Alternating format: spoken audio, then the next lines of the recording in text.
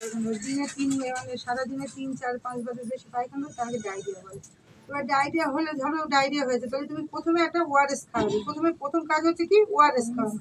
এবার ওআরএস খাওয়াতে গেলে তোমার কি করতে হবে, প্রথমে তুমি হাতটা সাবান দিয়ে, আমি বলছি আগে শুনে নাও তারপর প্রশ্ন করবো। হাত প্রথমে সাবান জল দিয়ে ভালো করে কি করবে, হাত দিয়ে নেবে। তারপরে মাঝারি মাপের একটা পরিষ্কার পাত্র নেবে বা একটা গ্লাস নিয়ে তাদের পুরো ওআরএসটা ঢেলে দিলে, মাঝারি মাপের পাত্র নিয়ে তাদের পুরো ওআরএস পাউডারটা ঢেলে দিলে। এবার 1 লিটার পরিশ্রুত জল, হয় ফোটানো নয় বিশুদ্ধ জল মোটামুটি দিয়ে ঢেলে দিয়ে এবার পরিষ্কার চামচ দিয়ে ভালো করে নেড়ে লক্ষ্য করবে যেন ওআরএসটা যেন ওতে জমে না থাকে। তলায় বসে গেল হবে না, পুরোটা কিন্তু গুলতে হবে, মানে যেমন ঝাঁকুনি দিয়ে আমরা ওষুধ খাই ওরকম গুলতে হবে। গোলার পরে এবার ওটা খাওয়া যাবে। ওটা কিন্তু 24 ঘন্টার বেশি রাখা যাবে না, 24 ঘন্টা হয়ে গেলে ওই গোলাটা নষ্ট হয়ে যাবে। এবার দেখো যদি একটা বাচ্চার কোনো হয়, বাচ্চার যদি ডায়রিয়া, তাহলে আমরা তার জিঙ্ক ট্যাবলেট খাওয়াবো। জিঙ্ক ট্যাবলেট খাওয়ার পদ্ধতি কি, একটা পরিষ্কার চামচ নিতে হবে, তার উপরে অর্ধেক জিঙ্কের বড়ি।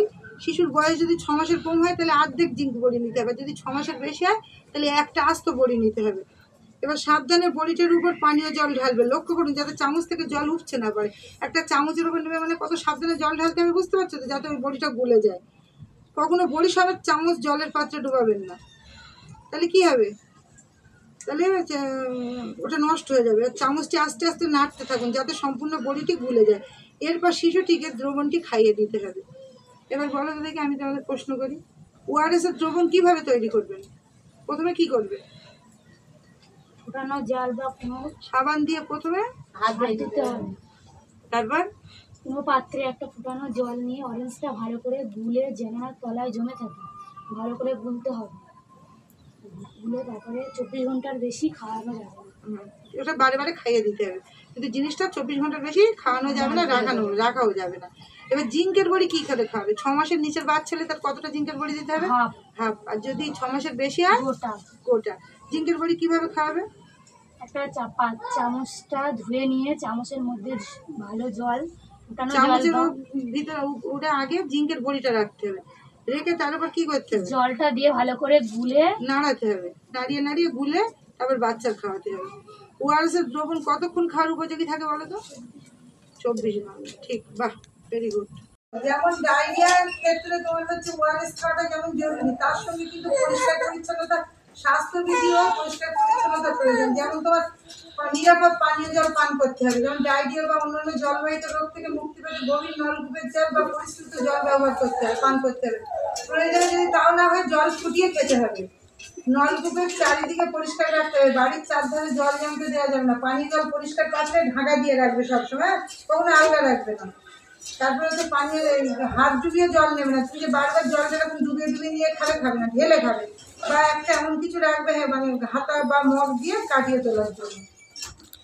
জল তোলার জন্য লম্বা হাতলযুক্ত মগ ব্যবহার করতে হবে। এবার সাবান দিয়ে হাত ধোয়া, শৌচালয় ব্যবহার করার পর যখন টয়লেটে গেলে বা শিশুর মলমূত্র পরিষ্কার করলে বা তাদের কাঁথা ধুলে বা বাড়িতে যদি কোনো অসুস্থ বয়স্ক লোক থাকে তাদের পায়খানা পরিষ্কার করার পর কিন্তু সাবান দিয়ে হাত দিতে হবে। হাত দেওয়ার পরে শৌচালয় ব্যবহার করার পর হাত দিতে হবে। তবে স্বাস্থ্যসম্মত শৌচালয় ব্যবহার করতে হবে, যেমন তুমি খোলা মাঠে গিয়ে বসবে সেটা কিন্তু হবে না। তারপরে শিশুকে খাওয়ানোর আগে শৌচের পরে সাবান দিয়ে হাত দিতে হবে।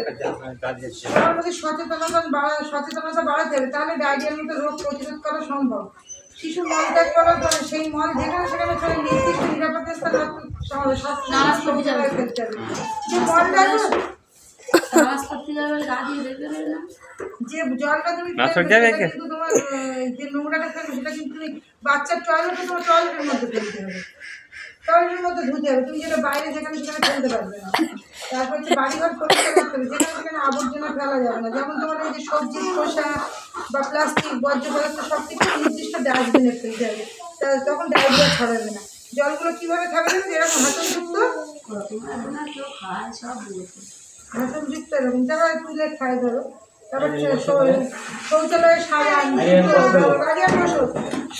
সাবান জুতো থাকবে, আর এই যে হাত সবসময় হ্যান্ড ওয়াশ বা সাবান দিয়ে ধরবে।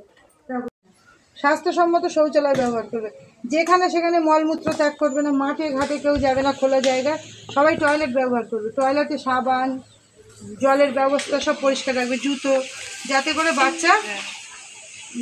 বাচ্চা বড়দের সবাই রোগ জীবাণু যেন না হয়।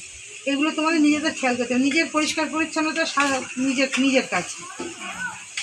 পানীয় জলের নিরাপদ সংরক্ষণ, ডায়রিয়া রোধ করতে গেলে প্রথমে পানীয় জলের নিরাপদ সংরক্ষণ করতে হবে। এক হচ্ছে প্রথমত দূষিত জল পান করার ফলে ডায়রিয়া ও পেটের ওষুধ দেখা যায়। দূষিত জল পান করলে বিশুদ্ধ জল পান করলে কখনো ডায়রিয়া হবে না। পানীয় জল রাখার পাত্র নিয়মিত ধুয়ে পরিষ্কার করতে হবে। তুমি ধরো একটা গ্রামে জল রাখছো, কলসিতে জল রাখছো, প্রতিদিন ঢেলে দিচ্ছ, কিন্তু সেটা পরিষ্কার করছো না, যার ফলে তলায় যে নোংরাটা জমছে তার থেকে তোমার ডায়রিয়া হবে। এবারে দেখতে হবে ওটা ভালো করে ঢেকে রাখতে হবে যাতে ওতে ধুলো ময়লা না ঢুকতে পারে। তাই পানীয় জল রাখার পাত্রের মুখ ঢাকনা দিয়ে ঢেকে রাখবে। এই যে জল আনলে জল ঢেকে রাখতে হবে। ব্যবহার করবে সবসময় একটা হাতা দিয়ে, যেন বারবার অন্তত আঙুল ডুবে তুলবে খাবে ওরকম করবে না। বাড়িতে পানীয় জলের পাত্র একটা উঁচু জায়গায় রাখবে। হাত ডুবিয়ে পানীয় জল বার করতে গেলে জলে হাতের স্পর্শ লাগে, যার ফলে হাতে লেগে থাকা জীবাণু ওই জলের মধ্যে পৌঁছে যায়, যার ফলে কি হয় কলের পাত্রের পাশে থাকলে লম্বা হাতালে জল বারণ করে একটা মগ রাখবে, ওই মগ দিয়ে তুলবে। এবার বলো তো দেখি ধুলো ময়লা থেকে পানীয় জলকে কিভাবে বিশুদ্ধ রাখা যাবে? খাবার রাখতে হবে। হ্যাঁ, জল কি করতে হবে? ঢেকে রাখতে হবে। জলের পাত্র বারবার সবসময় পরিষ্কার করতে হবে। আর হাত দেওয়া যাবে না জলে, লম্বা হাতলযুক্ত কোনো কিছু দিয়ে জল তুলতে হবে। কীভাবে জল পান করলে পানীয় জল জীবাণু মেশে না? জল উঁচু জায়গায় রাখতে হবে, ঢেলে পরিষ্কার পাত্রে ঢেলে পান করতে হবে, তাহলে আর সেই নোংরাটা হবে না, মানে সেই ইয়েটা হবে না, ডায়রিয়াটা হবে না। এই যে এখন প্রচুর ডায়রিয়া হচ্ছে, এই ডায়রিয়া থেকে আর স্বাস্থ্যসম্মত শৌচালয় ব্যবহার। আমার এখন টয়লেটে যাওয়ার পরে ভালো করে সাবান দিয়ে হাত ধোবে, ঠিক আছে? খাওয়ার আগে, বাচ্চার খাওয়ানোর আগে এইসব করবে। আর এতে পরিষ্কার জল রাখবে, পরিষ্কার জল রাখবে, জুতো রাখবে, সাবান রাখবে শৌচালয়ে, ঠিক আছে?